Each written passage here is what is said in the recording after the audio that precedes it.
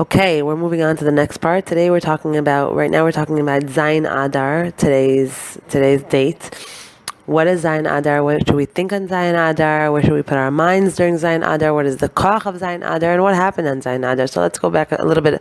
Let's learn a little bit of history of what happened on this day so we know how to connect to it and we know how to better understand it. So first of all, as we all know, on Zayin Adar today, Moshe Rabbeinu passed away. Okay, today's Moshe Rabbeinu's yahrzeit. So if you'd like to light a candle for him, feel free to light a candle for Moshe Rabbeinu.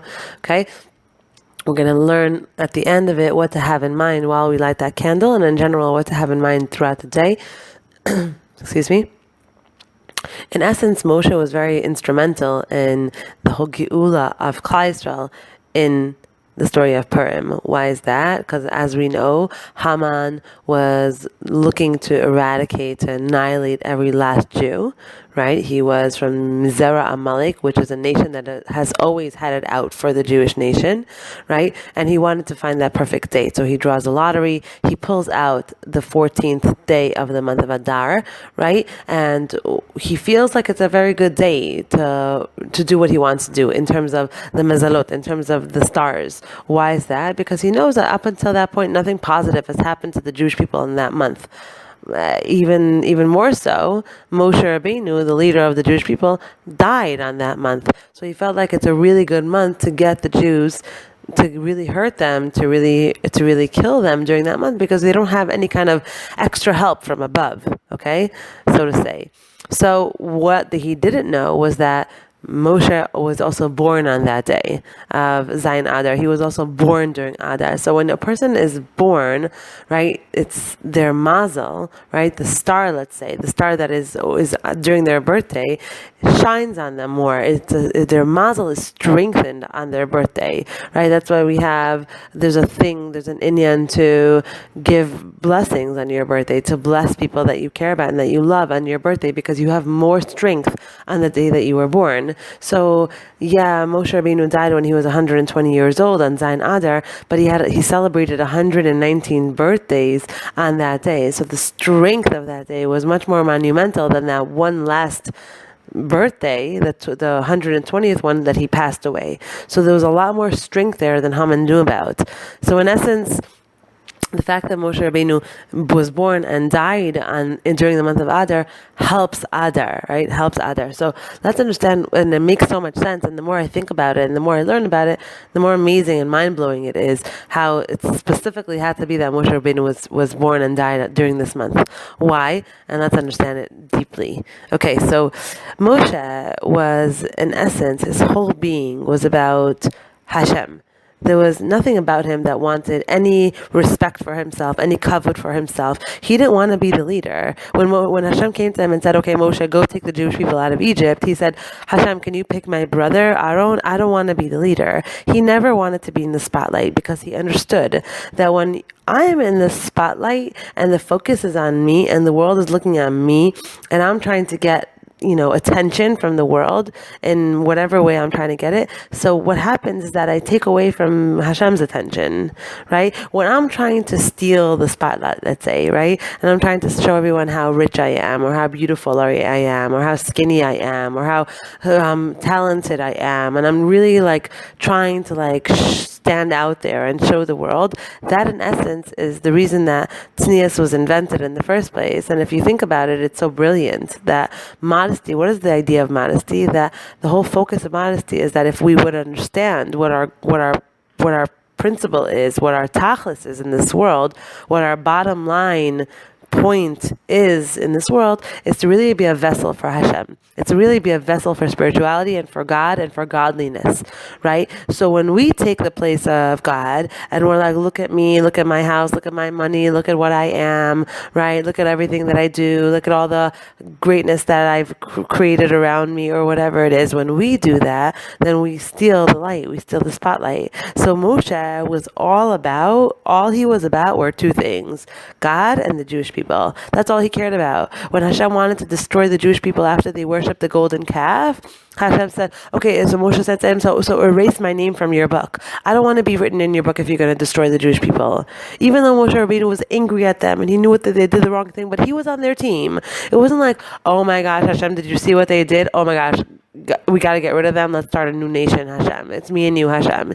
It was, no, he said, if you're going to get rid of the Jewish people, if you're not going to continue with them, please erase my name from your book, because I am all about the Jewish people. So his number one tchuna, his number one characteristic was bitul, was complete nullification of himself, because he understood something so brilliant and so big. And the more you nullify yourself in the name of Hashem, the more you nullify yourself in the name of spirituality. In other words, it's not about me, it's not about what I do, it's not about what I have, it's about Hashem, everyone, right? The more you nullify, and sometimes you'll listen to speakers, right? And I noticed this like when I started preparing this lesson, so thank you for, signing up to this. So I'm actually obligated to put this together. But I noticed that there's some speakers like my Rav, right, who teaches, he'll never really ever talk about himself. He's like straight up vessel. He's straight up like, here's the Torah. And the way he brings it down and the way he talks it, so it's like you want to hear him, because his way of talking and explaining, the speakers that you connect to. So like that, right? He'll never be like, so what happened to me when I was there? And he never brings himself into the equation. He'll always like talk Torah. He's like a clear vessel in this world, right? And I noticed, and then there's like the opposite extreme of like people that will only talk about themselves and that will only glorify themselves and what they do and whatever, right? Because the focus is on them, right? That's what they want. They want everyone to see them and to notice them.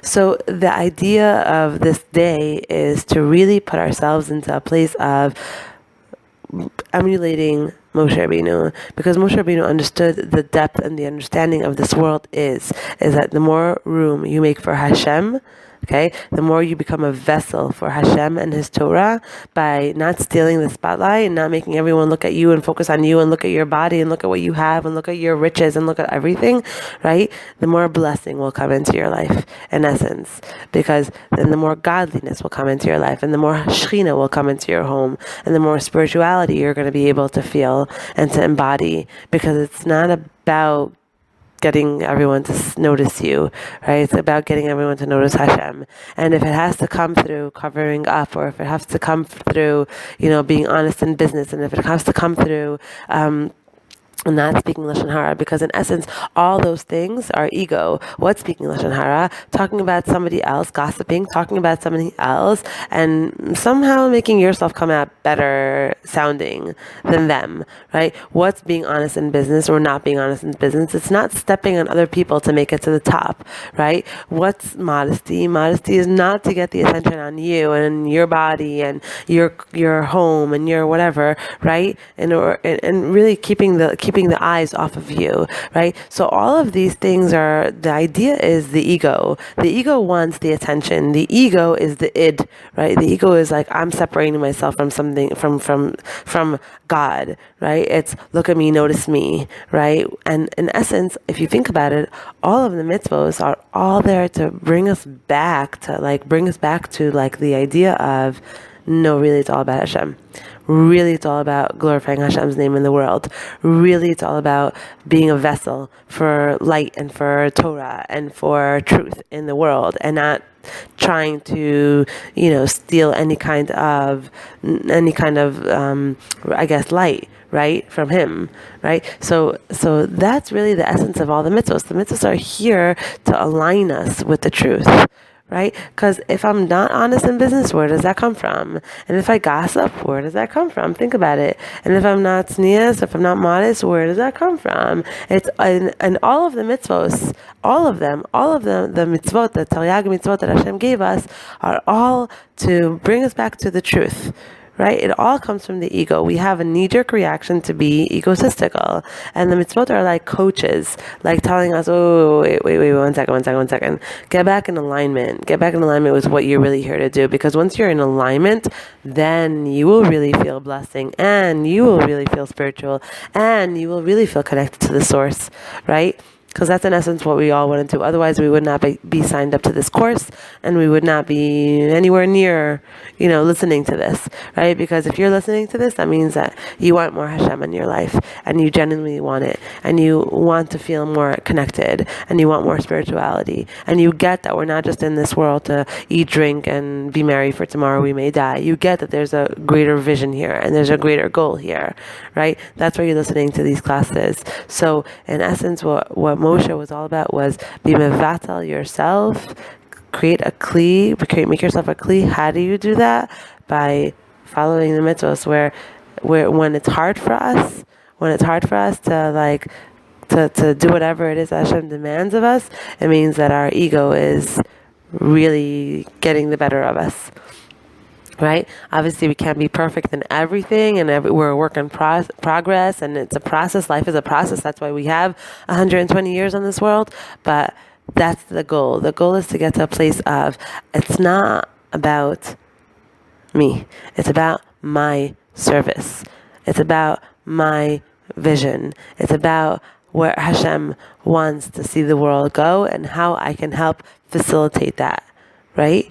And in essence, I'm just going to go back into my notes over here. I just want to make sure I didn't miss out anything. Hang on a minute. So just to emphasize and to wrap up with Moshe, so he had no ego. There was never about him. He was all about Hashem, the Jewish people, right? That's the only way you can really spread Torah and bring Geula. How can you really spread Torah and bring Geula? When you're in a place of bittul, when you're in a place of nullification of yourself, when you're in a place of, it's not about me, guys, it's about Shabbos, so come to my Shabbos table, right? Don't come to my Shabbos for me to worship me, or to worship my house, or to worship Shabbos, right? And the focus always has to be on Shabbos, and or on whatever it is that you're involved in, and you feel the difference when you go to someone's house and they're all about the mitzvah with you and doing it, and not about showing you how who they are and what they do and how they are important, and right, it's really it's a fine line, and it really has to be, we have to really be careful of that. And the last thing I want to say here is that it's something very, very deep and very, very great, that it's not a coincidence that Moshe Rabbeinu was born and died on this month. What is this month? Adar is, like we said last class, is all about hiddenness. It's all about the hiding my ego in order to bring out the truth, in order to bring out the reality of what's really going on here. Because Olam Hazeh, this world, is all about, if you got it, flaunt it, right? That's the bottom line of this world. If you got money, show it. If you have the looks, flaunt it, right? And et cetera, right? So that's this world, and everyone's running blindly like a herd of wolves after this goal of if you got it, flaunt it. And you know what? If you don't got it, you better get it, because you got to flaunt it. Because who is happy? A person that has a lot, a person that has a lot of money, a person that has a lot of things, that's a person that's happy. So everyone, if you're not already rich, you're dying to be rich, so you can flaunt it. Right? And if you're not rich and you're faking rich, so you're borrowing money or you're living off of credit card debt, you're gonna get that car, you're gonna get that vacation, you're gonna get that whatever, in order to be able to take those pictures, to put them up on social media, to show the world, I got it, so I'm gonna flaunt it, right? The whole month of Adar is teaching us one thing and one principle, and Moshe Rabbeinu's presence in this month is not by coincidence, because his entire mission here is to know that dafka, when you got it, don't flaunt it.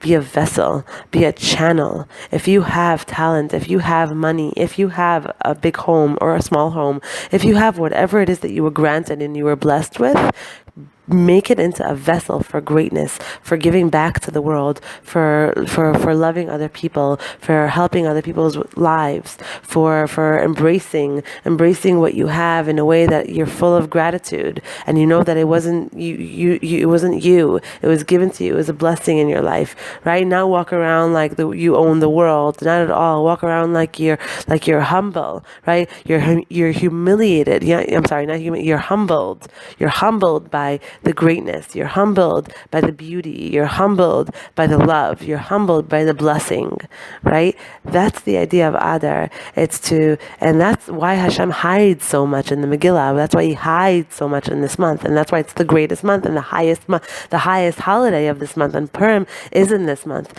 because you cannot get the spirituality. Forget about it. It's not going to happen. You could be the most religious person in the world, wearing 500 black hats on your head, or 10 skirts, or I don't know, keeping Shabbos 72 minutes plus another whatever. You can do all those rituals, but if you're not in a place of understanding that I am here, the only way I'm able to have a real kasha with Hashem and with spirituality and with my goal here in this world and my tachlis here and what I was sent here to do and what I was sent here to fix is through minimizing and through hiding myself, in essence, my ego, and not just hiding, but also like taming, where I want to flaunt but I tame, or I want to eat that but it's a kosher, or I want to cheat in business but am I allowed to, or I want to walk out not tznius but is that the goal? What do I want to accomplish by that, right? Do I want everyone to look at me, right? And all of that is the idea of that's the only way to get to spirituality. That's the only way to get to spirituality, where you put all of that that ego aside. That's the only way to make room for Hashem and for real kasha to Hashem and for real spirituality, right? And that's in essence what it means to be modest. That's in essence what modesty is. Modesty is in a way to like cover up in order to be able to connect in a real way. Because you can't have both worlds. You can't dance in both parties. You can't also be flaunting and living the physical life here in this world and being like super like in this world and flaunting it and whatever, and also be like spiritual and religious. And I know it looks like it can be that way, but maybe the people that look like they're religious and they're like flaunting to the whole world, or it's all about them or whatever, I don't know how much spirituality they really feel in their hearts. So it's something that has to be taken into account. And again, it's a work in progress. These things take time.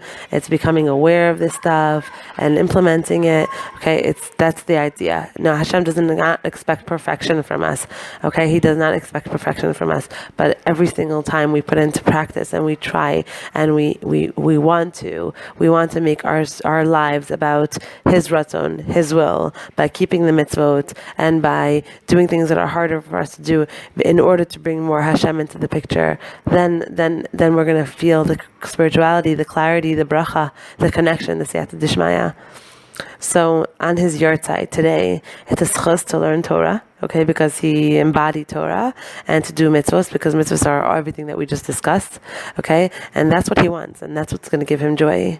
Okay, and the tikkun of today is to be mevatel your will for the higher will. Okay, so it's a big deal, is to be mevatel your will for the higher will. Okay? Mevatel your will for the higher will is, I want to stay in bed, I'm going to get out of bed to pray. Right? I want to, whatever it may be, wear that, do that. I'm going to be mevatel my will for the higher will. I want to be a vessel of Hashem in this world. Okay? It's either me or Hashem. It can't be both. It's either I get the spotlight or Hashem gets the spotlight. Okay, and it's a fine line. Okay, so, and I also just want to mention here, to just finish off here, and to just say that Moshe Rabbeinu is buried in a place that we cannot find. We don't know where he is. He didn't want everyone to come to his grave, to his graveside and to pray there and to do a hilulah there and to do he didn't want, because it was never about him. It was never ever about him. So we don't know where he's buried. We don't know where he is, right? We just he was always always made himself into a shadow, and that's why he merited to be the leader of the Jewish people. He merited to be the Navi, the prophet of all time. Because only when you put yourself in that space can you really have a relationship with God. Can you really bring out your highest potential in this world. Okay? So that's really the avoda of today. And again, let's try to Let's try to connect to that, to becoming a vessel. We can ask Hashem, I want to become a vessel.